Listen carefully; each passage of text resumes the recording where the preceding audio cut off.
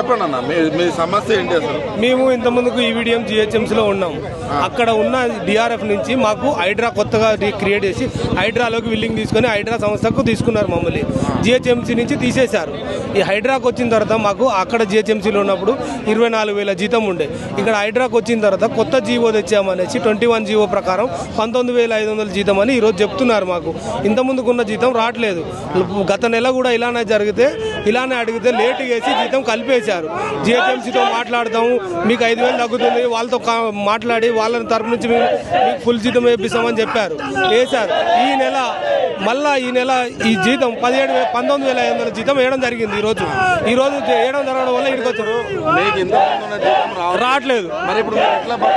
మేము బతకడం ఇబ్బంది అవుతుంది అంటే ఇక్కడ రోడ్డు మీద కూర్చున్నాం. ఈ రోజు మాకు ఏ రోజున్నా ఇదే పరిస్థితి ఉంటుంది. ఆ జీతానికి బతకడమే హైదరాబాద్లో చాలా కష్టంగా ఉంది. 22,000 జీతానికి.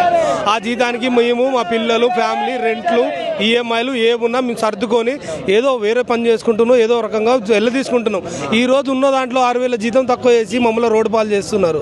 ఆ జీతం తగ్గకుండా గతంలో ఎప్పుడు తగ్గించడం ఎక్కడా చూడలేదు, గతంలో చూడలేదు, మేము ఇప్పటివరకు ఏడా చూడలేదు. మేము పెంచమని అడగలేదు.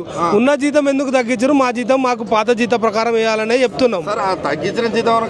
వేస్తలేరు. ఈ రోజు వేయలేదు. 17,500 క్రియేట్ చేసి 3 నెలల సంది లేట్ జీతం వస్తుంది.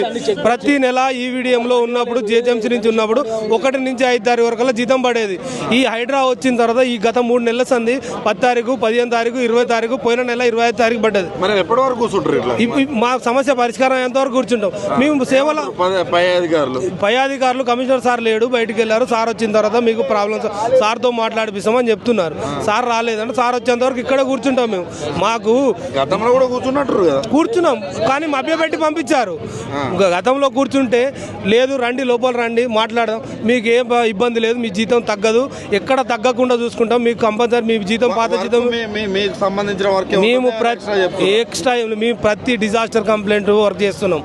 ఈ వర్షం వచ్చినప్పుడు వాటర్ లాగింగ్ పాయింట్లో వాటర్ క్లీనింగ్, ఫ్లడ్స్, చెట్లు పడిపోయిన ట్రీ కంప్లైంట్లు, ఫైర్ కంప్లైంట్లు, డెడ్ బాడీ కంప్లైంట్లు, ఎవరైనా చెరువులో పడి నాలలో పడి 10 రోజులు కుళ్ళిపోయిన శవాన్ని కూడా తీసుకొచ్చినాం. మేము 10 రోజులు 15 రోజులు చచ్చిపోయిన పెట్ యానిమల్స్ రెస్క్యూ, ప్రతి డిజాస్టర్ రెస్క్యూ కంప్లైంట్ చేస్తున్నాం. 3 నెలల క్రితం ఎస్ఎల్బీసీకి తీసుకెళ్లారు. 45 రోజులు వర్క్ చేసాం ఆ ఎస్ఎల్బీసీలో. అందులో పోవడం 12 కిలోమీటర్ లోపలికి ట్రైన్లో తీసుకెళ్ళాం. అక్కడ మాకు ఆక్సిజన్ కూడా అందడం లేదు. ఆ లోపల కూడా రెస్క్యూ చేసాం. అక్కడ కూడా మాకు ఎలాంటి ఇన్సూరెన్స్ లేదు, మాకు ఎలాంటి అలవెన్స్ కూడా రాలేదు.